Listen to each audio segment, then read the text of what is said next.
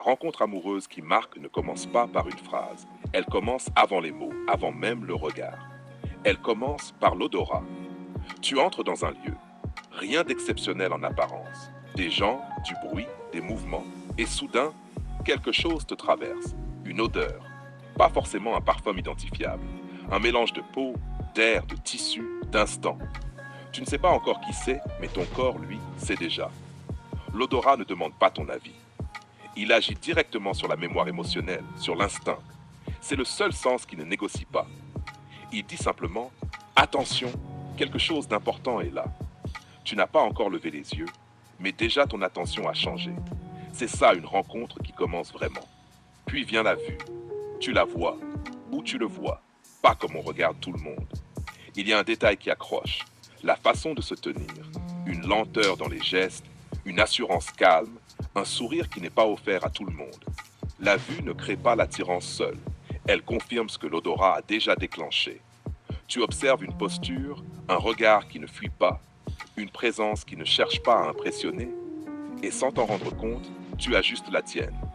La rencontre commence à devenir interaction. Ensuite, Louis entre en scène. La voix. Pas les mots, la voix. Le timbre, le rythme, les silences. Il y a des voix qui passent et des voix qui s'installent. Un rire qui est une phrase dite calmement, sans forcer. Une intonation qui te donne envie d'écouter encore, même quand il n'y a plus rien à dire. À ce moment-là, la connexion devient émotionnelle. Tu n'es plus seulement attiré, tu es capté. Puis vient le toucher. Pas brutal, pas précipité. Une poignée de main un peu plus longue que la normale. Un effleurement en passant. Un contact accidentel qui ne l'est pas vraiment. Le toucher est le moment de vérité. Le corps parle sans filtre. Soit ça ne fait rien, soit ça crée une décharge subtile, une chaleur, une tension douce.